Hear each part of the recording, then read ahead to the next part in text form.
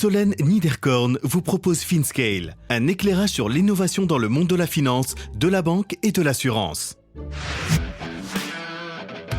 Faciliter les investissements privés grâce à une plateforme drivée par des communautés. Evan Testa, cofondateur et CEO de Roundtable. Comment on a fait, sur la structuration, c'est de regarder quelle était la meilleure solution, pas pour être suroptimisé pour une population donnée, mais pour, être neutre pour une population beaucoup plus large. Parce que pour moi, encore une fois, le point important, c'est de l'investissement cross-Europe. Et donc, si on fait la comparaison avec les États-Unis, ce qui est compliqué en Europe, c'est que justement, on est quand même aussi assez multilocal. Et c'est pour ça que nous, on a décidé de se structurer au Luxembourg pour pouvoir, en fait, comme Angelis l'avait fait avec ses SPV au Delaware, de nous, en fait, définir le nouveau standard européen pour permettre à tous les investisseurs, qui soient allemands, espagnols, portugais, de se retrouver autour d'une seule entité. Peu de personnes réalisent que créer des SPV signifie naviguer dans des méandres réglementaires complexes et qu'il existe bel et bien des risques pour les parties impliquées, ceux qui fédèrent tout comme ceux qui investissent. Et que finalement, cela expose à des risques légaux et pénaux significatifs. Ces sujets souvent passés sous silence, Evan les connaît sur le bout des doigts. Je suis, vous le savez, passionné par la structuration et le sujet de Roundtable, qui a beaucoup à voir avec cela, m'intéresse depuis sa conception. Evan partage avec nous les mois de prise de tête avec les avocats, les déploiements de leurs produits et la proposition de valeur forte, à savoir alléger les investisseurs dans les actifs privés de toute la paperasse qui entoure l'accès au marché. À l'instar d'AngelList aux États-Unis, Roundtable permet à des personnes ayant accès à du deal flow de le partager avec leur communauté de co-investisseurs au travers de SPV ou de fonds pour faciliter le marketing, la distribution et tout simplement l'opérationnel, tout en étant irréprochable d'un point de vue réglementaire, et ça, partout en Europe. Avec déjà 11 000 investisseurs et 250 millions d'euros engagés, vous allez découvrir l'effet de réseau formidable créé autour de ce nouveau standard reconnu qui séduit investisseurs, solo GP, avocats, first time GP ou encore family office. Bonne écoute à tous!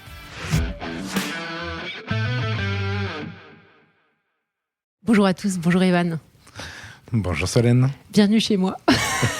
Ravi que tu m'accueilles chez toi, c'est vraiment magnifique en tout cas. Écoute, merci de me rejoindre pour enregistrer cet épisode avant qu'on prenne un petit couscous. Le traditionnel couscous. Écoute, hyper heureuse de parler de Roundtable. J'aimerais que tu te présentes à notre audience avant qu'on attaque le sujet. Merci Solène. Alors, juste pour me présenter très rapidement, donc Evan Testa, moi je suis un des co-founders de Roundtable.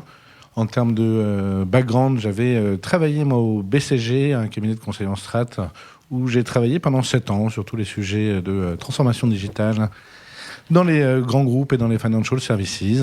Et j'ai quitté il y a un peu plus de 2 ans maintenant pour monter Roundtable. Voilà. Alors Roundtable, j'avais creusé le sujet avec Quentin Niquemans il y a un peu plus d'1 an sur le podcast. Un projet que j'avais déjà sur le radar avant même que tu rejoignes. Ah. On avait parlé de ce sujet-là tous les deux et je trouvais déjà à l'époque que ça manquait, c'était une des briques manquantes en tout cas dans tout ce que je voyais en Europe. Donc je suis ravie que tu viennes nous en parler. J'aimerais quand même que tu nous parles, avant qu'on parle de SPV, comment s'est fait cette rencontre entre toi, Julien et Exa, à l'époque eFounders? Alors nous, en fait, nous on est 3 founders. Donc il y a Julien qui était aussi au BCG côté Gamma avec tout ce qui est autour de la data science. Ouais. Et Simon qui lui était multi-entrepreneur avant. Et donc nous on s'était rencontrés. On a décidé de lancer un projet pour pouvoir démocratiser l'investissement dans les marchés privés. Ouais. Et tu verras, on rentrera un petit peu plus dans le détail de tout ça. Et en fait, ce qui est assez marrant, c'est qu'on avait commencé à faire une levée de fonds. On s'est dit, on a un background corporate assez fort. Et là, on a croisé le chemin de Quentin et Thibaut qui nous ont contactés et ils se sont dit, nous, on est aussi en train de penser à ce sujet-là. Et on a vu des synergies démentielles. Parce que justement, avec leur crédibilité d'Exa, ouais, la crédibilité tech, on s'est dit, ça va permettre justement de pouvoir craquer totalement ce marché grâce à la combinaison de nos expertises respectives. Top. Alors, le projet que vous aviez en tête au départ, c'était quoi ? Oui, alors au tout début, pour être totalement transparent, on cherchait à démocratiser l'investissement dans les private equity, plus particulièrement. Et en fait, on s'est dit que ce qui était important, c'était vraiment de pouvoir donner l'accès à tous les marchés privés, au sens large. C'était pas uniquement le private equity. Et on s'est dit que la meilleure des portes d'entrée pour faire ça était de commencer par l'investissement dans la tech. Pourquoi ? Parce que comme on creusera peut-être un petit peu le sujet. Mais aujourd'hui, le problème pour investir dans les marchés privés, il y a 3 barrières principales. 2 qui sont assez évidentes, j'allais dire. C'est des problèmes souvent d'accès à des opportunités d'investissement. 2, c'est souvent des problèmes de capitaux, parce que souvent c'est des montants assez importants. Mais le vrai sujet que souvent beaucoup de gens oublient, c'est des problèmes d'expertise et d'éducation. Parce que on peut avoir accès à des opportunités, mais trouver les bonnes opportunités parmi tout ça, dans les marchés privés, c'est quelque chose qui est beaucoup plus compliqué.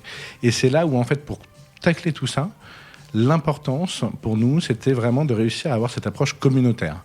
Et donc, c'est vraiment des personnes qui sont expertes dans certains domaines qui vont pouvoir, derrière, justement, trouver, isoler les bonnes opportunités et tous ensemble, après, proposer ça à leur réseau et ainsi permettre à plus de personnes d'investir dans les marchés privés. Et ce que vous avez développé aujourd'hui, ça ressemble à cette proposition de valeur-là ? Exactement. C'est vraiment ça aujourd'hui. On a vraiment une plateforme tech. Nous, c'est vraiment un produit à 2 piliers. Une plateforme qui permet vraiment à tout à chacun de créer sa communauté avec son propre réseau. Ouais. Ça, c'est vraiment la première proposition de valeur. Comme ça, ils vont pouvoir échanger des opportunités, les regarder ensemble et de se dire, isoler les bonnes opportunités des moins bonnes. Et ensuite, après, nous, on fait justement toute l'infrastructure administrato-légale pour pouvoir permettre cet investissement. Et c'est là où on parle de SPV as a service, pour pouvoir rendre cet investissement totalement $1. Alors, si tu pouvais revenir sur le SPV, je ne pense pas que toute l'audience soit forcément au courant de la façon dont tu constitues un Special Purpose Vehicle et nous expliquer en général comment les gens s'y prennent. Oui, alors... Donc, merci d'avoir bien spécifié le SPV, parce que c'est vrai que j'utilise un petit peu vite. Le SPV, on va déjà démystifier tout ça, c'est vraiment une entité légale. C'est une société. C'est une société qui est créée pour regrouper un certain nombre d'investisseurs. Et le but unique de cette société, c'est d'investir dans une autre société, ou dans un fonds, ou dans un bien immobilier. Donc comme une SOPARFI par exemple, Exactement. Société de participation financière. Voilà. Exactement. Donc c'est vraiment des choses très simples. Et donc là-dessus, en fait, malheureusement pour pouvoir faire ça, c'est des choses qui demandent de travailler avec un certain nombre d'acteurs. D'abord, des avocats, pour pouvoir justement savoir quelle société créer et quels sont les avantages et les inconvénients de la société qu'on va choisir. Ouais. Ensuite, des banques, parce que malheureusement, il faut aussi une banque. Il faut aussi un comptable, etc., etc. Et donc là, nous, la proposition de valeur, c'est de dire tout ça, nous, on le package. Ouais. On en vient en plus à définir vraiment un standard qui sera reconnu par tous les pays, et ça, je pense qu'on y reviendra ensuite. Et donc, aujourd'hui, nous, c'est très simple, on crée des sociétés au Luxembourg, des sociétés qui sont des SCSP, qui permettent en fait simplement de regrouper tous les investisseurs ensemble, qui décident ensemble de vouloir investir dans une société qu'ils ont identifiée. Alors juste pour revenir, pas pour le moment, j'aimerais juste mettre Roundtable de côté, revenir juste encore une fois sur ces contraintes en fait qu'ont les investisseurs qui poolent d'autres investisseurs avec eux sur un investissement en start-up ou en immobilier. Il y a des contraintes qui s'exercent dans la mesure où tu peux pas faire un appel public, c'est-à-dire que ça doit se faire sous seing privé. Quelles sont les contraintes autres contraintes que tu vois ? Moi, j'en vois aussi des toutes bêtes opérationnelles. Sélectionner une banque qui est OK d'avoir comme société, comme client une SOPARFI, sélectionner un comptable. Comment est-ce que les gens, en général, font pour aller chercher est-ce qu'ils font par bouche à oreille pour aller chercher toutes ces parties prenantes ?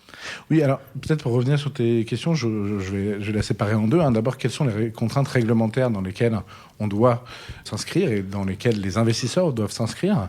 Donc, il y a déjà là-dessus, sur les contraintes réglementaires, il y en a 2. La première, c'est vraiment des marketing d'opportunités d'investissement. Et donc là, comme on le disait tout à l'heure, il y avait vraiment ce côté de dans quelle mesure tu peux faire un appel public à l'épargne, et c'est le mot que tu mentionnais. Et aujourd'hui, c'est vraiment important de rester sous seing privé pour pouvoir, sinon il faut vraiment aller chercher des réglementations particulières. Et ça, encore une fois, moi je suis pour ce type de réglementation, parce que l'idée c'est de pouvoir protéger les investisseurs de personnes qui vont pouvoir marketer de façon peut-être potentiellement un petit peu exagérée certaines opportunités d'investissement. Donc voilà, donc ça c'est la première contrainte, c'est les contraintes de marketing. Les deuxièmes contraintes importantes à avoir en tête, c'est les contraintes de management de ces sociétés. D'accord ? Et surtout, donc, sous toute la régulation AIFM. Qu'on a creusé à l'épisode la semaine dernière. Voilà, donc comme ça parlera à tout le monde, donc je n'irai pas. Mais donc justement, sur la partie AIFM, c'est vraiment la gestion d'argent pour compte de tiers. Ouais. Et donc ces sociétés, ce qui est important, de bien comprendre ces sociétés d'investissement, ces SPV, c'est du co-management. Donc chacun décide librement de ses investissements et de ses désinvestissements. Voilà. Ouais. C'est vraiment des points très importants. Et sinon, il faut justement chercher à être régulé à IFM, où là, des gens peuvent prendre la décision d'investissement, de désinvestissement pour d'autres personnes. Voilà. Donc ça, c'est vraiment les contraintes réglementaires. Ouais. Et après, sur ta partie sur les contraintes opérationnelles, aujourd'hui, justement, c'est ça qui est un petit peu compliqué, c'est qu'à chaque fois, chacun réinvente la roue du début. Ouais. Et donc, toute la force, là, et sans parler spécialement de Roundtable, mais c'était vraiment on a pu le voir aux États-Unis, comme Angelis l'avait fait à l'époque, c'est en fait définir un standard qui commence à être reconnu par tout le monde. Et nous, c'est vraiment comme ça que Roundtable s'est fait aussi, très rapidement. On a vraiment passé beaucoup de temps à faire de la structuration pour répondre aux besoins des différents acteurs. Et ensuite, une fois que c'est accepté, ça déroule tout seul. Et c'est pour ça qu'aujourd'hui, ça nous a permis d'exploser assez rapidement. Top. Est-ce que tu vois des fails dans la constitution de ces structures un petit peu de façon, parfois, j'imagine, un petit peu artisanale? Quels peuvent être les enjeux face à des investisseurs qui n'ont peut-être pas l'habitude? Est-ce que c'est des enjeux de reporting, de transparence, de fees? En fait, il y a plein d'enjeux quand les gens le font de leur côté, j'allais dire. Justement, non mais malheureusement, en fait, les sets de régulation sont tellement lourds que si on veut vraiment faire les choses propres, il y a un investissement légal à faire très lourd. Ouais, c'est clair. Et donc, la plupart des gens le font un petit peu à la main. Et donc là, ils vont se retrouver en breach de certaines régulations, soit d'un point de vue marketing, soit d'un point de vue management. Ouais, c'est clair. Et donc, encore une fois, quand certains le font, c'est pas trop gênant aussi de le faire une fois de leur côté, mais le problème c'est que quand ils commencent à prendre goût et voir que justement l'investissement en groupe, c'est là que ça permet de pénétrer ces marchés privés de façon forte, ils se retrouvent après à des expositions même légales et pénales très importantes. Ouais, et donc c'est vraiment le point important de se dire, comprendre et même faire de la veille réglementaire, si je vais même plus loin, c'est comment réussir à tenir ça dans le temps. Ouais. Et donc voilà, il y a ces premiers points-là. Après il y a aussi le point de rémunération, comme tu disais. C'est important, et ça c'est plutôt une vision personnelle, c'est d'aligner les intérêts des différents acteurs. Et ça, souvent quand des gens ont accès à des opportunités, ils savent que c'est quelque chose qui est assez rare et ils vont commencer parfois en abuser un petit peu.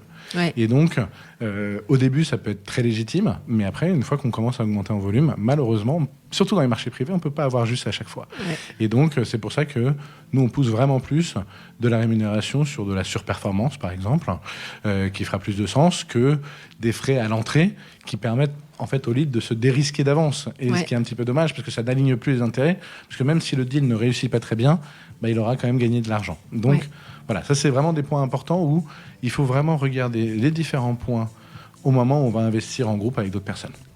Quelle typologie d'investisseurs utilise ce genre d'outils à ce jour en France et même en Europe ? Alors aujourd'hui, donc là si on est vraiment sur les outils encore vraiment d'une approche d'investissement en deal by deal, donc qui leverage des SPV, ici l'avantage, une fois qu'on est sous cercle privé, c'est que justement ça peut être tout type d'investisseurs. Donc aujourd'hui on a soit vraiment des communautés qui regroupent des personnes autour d'une thématique d'investissement. Donc là, ça peut être des thématiques d'investissement dans l'impact, dans l'IA en ce moment, on en voit beaucoup.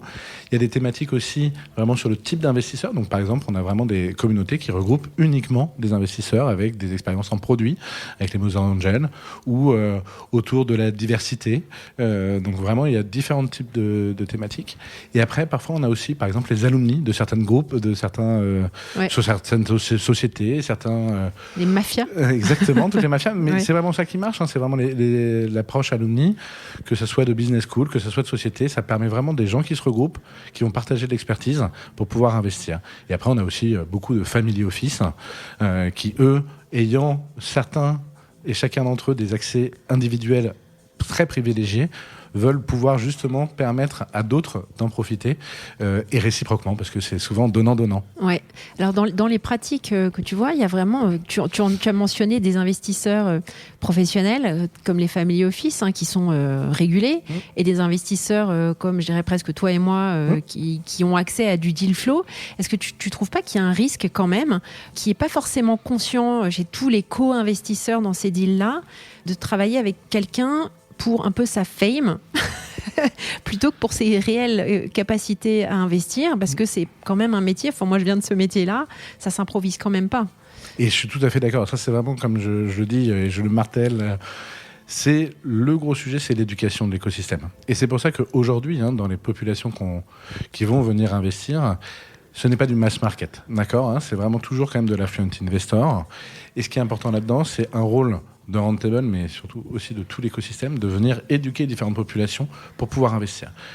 J'ai une croyance assez forte vraiment que par cercle concentrique, c'est comme ça qu'on va pouvoir venir commencer à éduquer les différentes populations. Ouais. D'accord. Et après, c'est là où la régulation est aussi importante. Et c'est pour ça que, contrairement à... Non, mais on est sur le même. Ça me fait marrer à chaque fois qu'on en parle. Même si c'est toujours assez différent, je sais qu'on peut souvent revenir contre la régulation en disant mais ça met beaucoup de barrières, etc. On pourra en revenir dans des comparaisons, mais...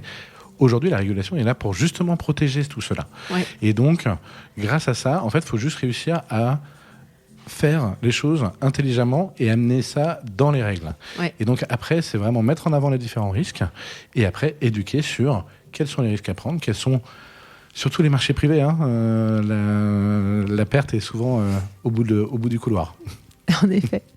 Ok, parfait. Alors, j'aimerais que tu reviennes sur le tout départ. Donc, une fois que vous vous êtes rencontrés avec eFounders et vous trois, est-ce que vous avez défini le setup ? Parce que moi, étant dedans depuis des années, je sais que c'est hyper compliqué. Comment est-ce que vous avez défini avec vos avocats, vos conseils, que ce soit en France ou au Luxembourg, le bon setup à mettre en place ? Est-ce que vous avez itéré, d'une part ? Et en termes de plateformisation, comment vous avez réussi à réconcilier les deux en réalité ? Oui, alors ça c'est vraiment le gros. On a fait quasiment 1 an de structuration avant de se lancer. Ouais. Parce que c'était vraiment justement, et je mettrais même 3 contraintes. C'est 1, les attentes des investisseurs et aussi des sociétés dans lesquelles on investit. Comme je te disais tout à l'heure, il faut vraiment réussir à aligner les intérêts dans ce marché-là, dans les investissements dans les marchés privés. Et donc, aujourd'hui, moi je sais que c'est un peu une fierté quand je vois que dans les gens qui utilisent les SPV, c'est aussi bien des investisseurs, mais aussi des porteurs de projets, donc des gens qui sont dans les sociétés qui l'utilisent pour consolider leur cap table. Et donc je me dis que grâce à un SPV, qui est une société en fait, on a réussi à réconcilier les intérêts aussi bien des investisseurs que des gens chez qui ils sont investis. Ouais. Et donc ça c'est vraiment un point important. Ça c'est le premier point. Le deuxième c'est vraiment comment on a fait, c'est sur la structuration, c'est de regarder quelle était la meilleure solution, pas pour être suroptimisé pour une population donnée, mais pour, être neutre pour une population beaucoup plus large. Parce que pour moi, encore une fois, le point important, c'est de l'investissement cross-Europe. Ouais. Et donc, si on fait la comparaison avec les États-Unis, ce qui est compliqué en Europe, c'est que justement, on est quand même aussi assez multilocal.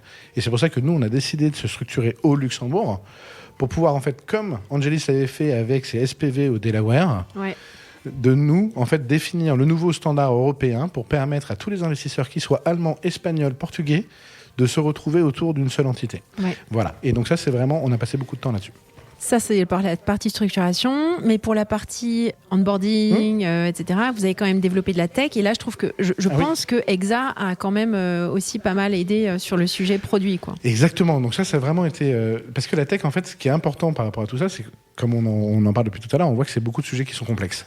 L'important de la plateformisation de tout ça, c'est de réussir à rendre...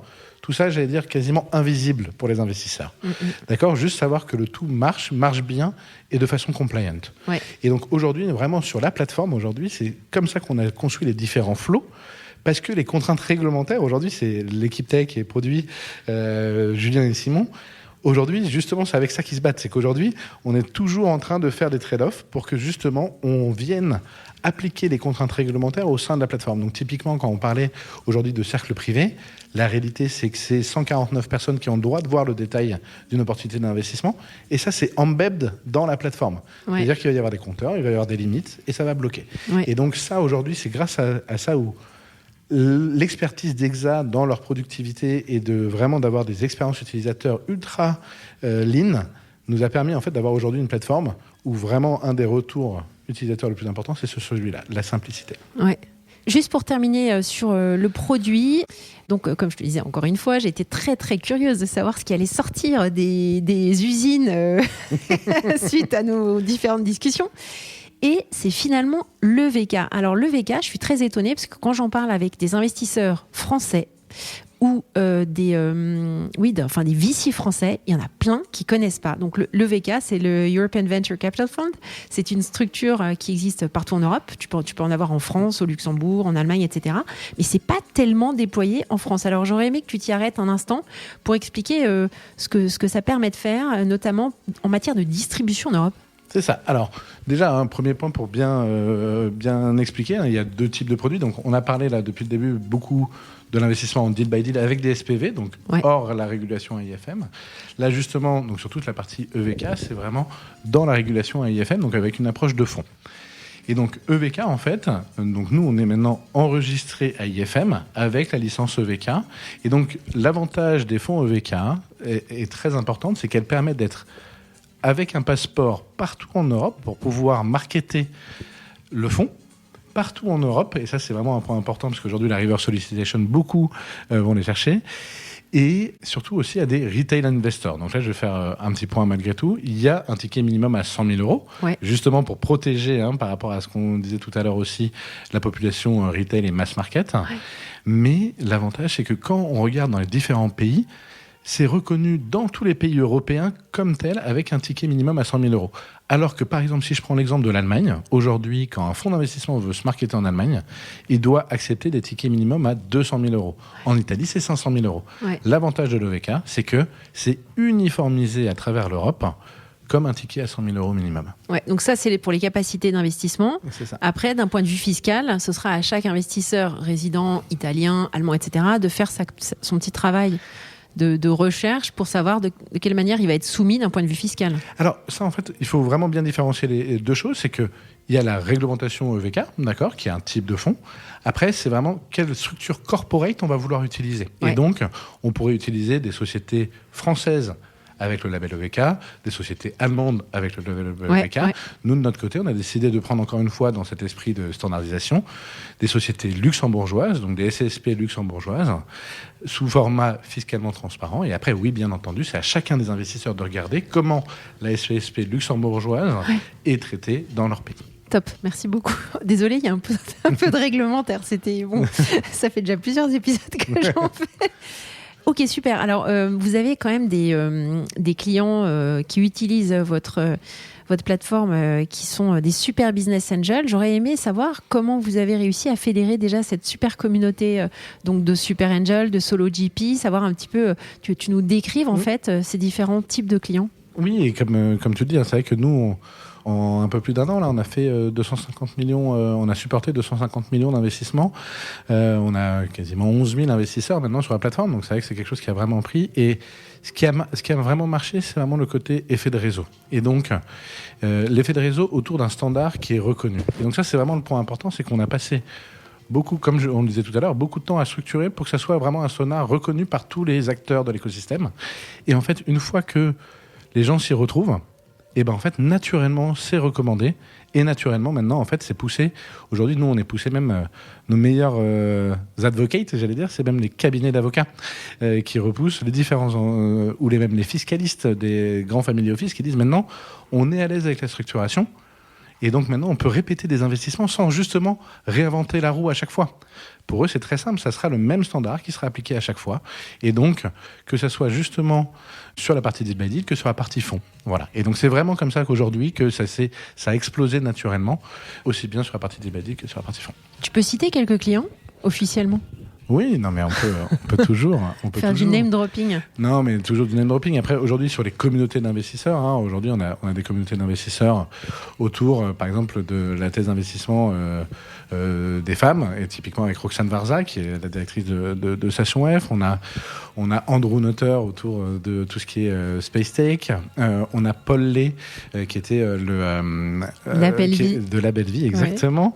Et qui, en fait, lui, a décidé aussi de toute une thèse d'investissement autour de la diversité, mais de diversité au-delà de la diversité homme-femme, aussi de la diversité sociale. Et donc, c'est vraiment voilà, ce type de projets et de profils qui ont vraiment une force aujourd'hui de frappe très importante.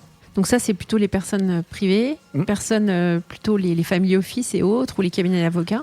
Oui, alors sur les différents cabinets d'avocats aujourd'hui, et même sur les family office, alors ce sera un petit peu plus difficile de pouvoir partager les noms, non, mais malheureusement. C'est intéressant. Ouais. Mais c'est vrai qu'aujourd'hui, si tu prends les plus grands family office français, belge, et on commence maintenant aussi en Allemagne.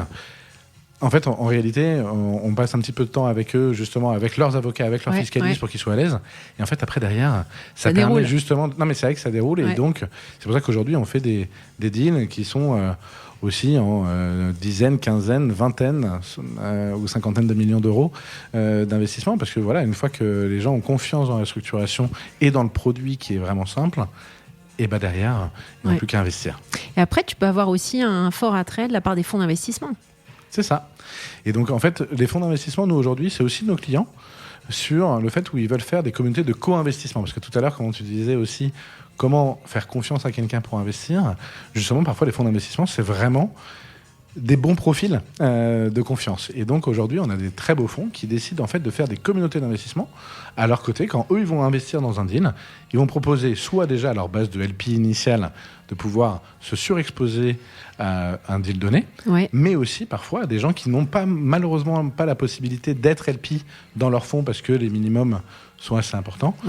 Et donc de pouvoir après eux, derrière, co-investir malgré tout avec eux. J'avais fait pour info, pour l'audience, un épisode spécifiquement sur le co-invest. Enfin, pas spécifiquement, mais on a passé la moitié de l'épisode à parler de co-invest avec Ardian. Grosse plateforme de fonds de private equity. Juste pour clarifier, j'aurais aimé que tu reviennes sur les fonds, notamment. Alors moi, j'ai des discussions avec des clients qui veulent se structurer et notamment quand c'est des first-time funds.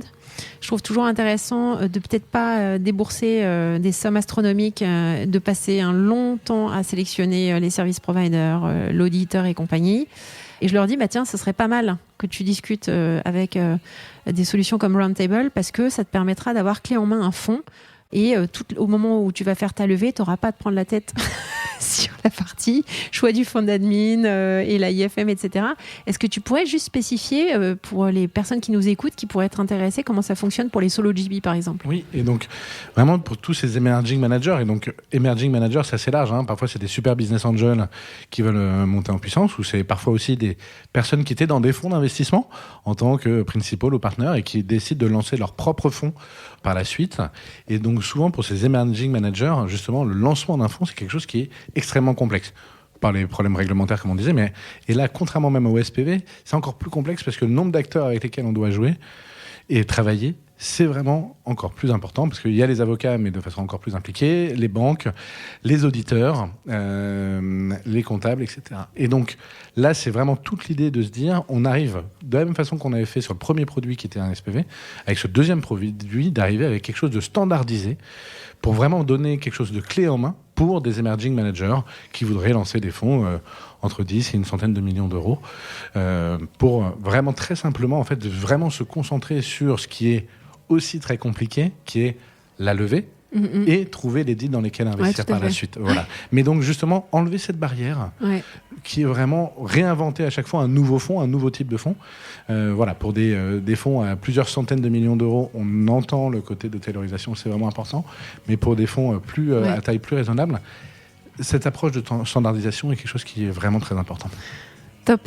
Ouais, parce que du coup, vous allez gérer tout ce qui va être souscription, distribution, invest, reporting, enfin voilà. C'est ça, jusqu'à l'audit. Nous, en fait, on est AIFM third party, donc c'est nous qui sommes allés chercher l'enregistrement avec la licence EVK, qu'on met justement à disposition de ces personnes-là, parce que ça, c'est quelque chose, typiquement sur la licence EVK dont on a parlé, ça nous a pris plusieurs mois à réussir à l'obtenir. Et donc, typiquement, pour un emerging manager, souvent, ce qui est compliqué, c'est d'aller obtenir sa propre licence.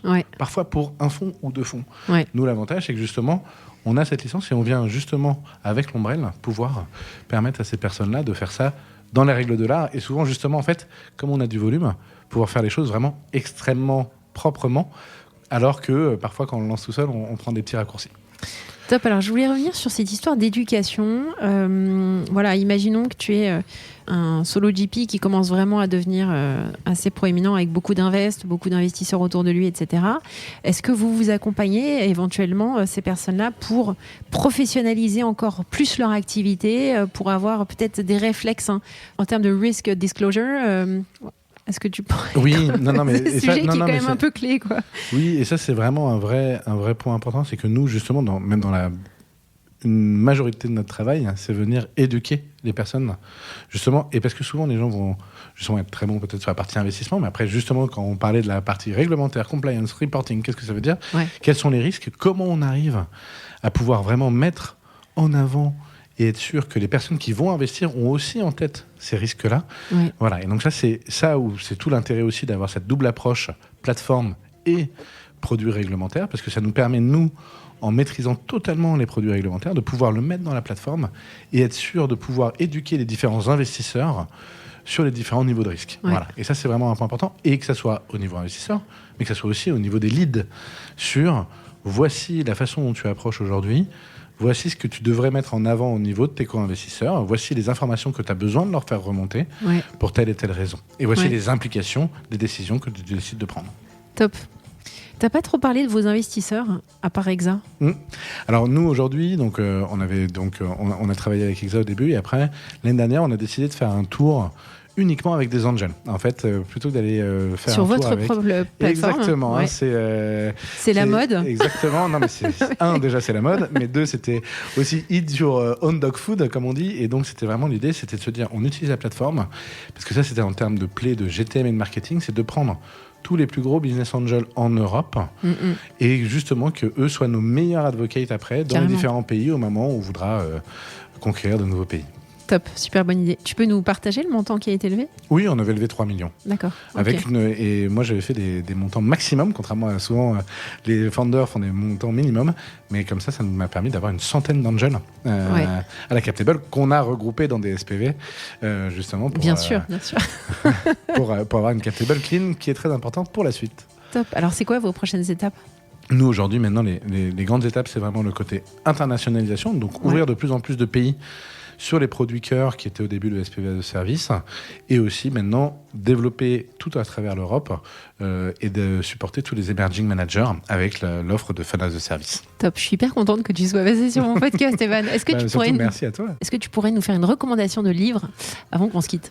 Alors, tu m'avais dit livre ou podcast. Voilà, moi je sais que vraiment un podcast, alors mis à part Finscale, bien entendu, je l'écoute religieusement voilà, en faisant ton sport.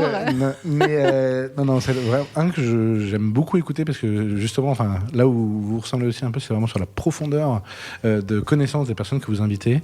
Moi, c'est vraiment aussi Mathieu Stéphanie de Génération Do It Yourself. C'est vraiment ce côté où on rentre vraiment en profondeur sur comment émergent les idées, comment on construit des nouveaux projets, comment on vient disrupter des nouveaux sujets. Et donc, voilà, moi je trouve que c'est cette qualité des intervenants et la qualité de la personne qui arrive à poser la question, c'est là où je recommande chaudement.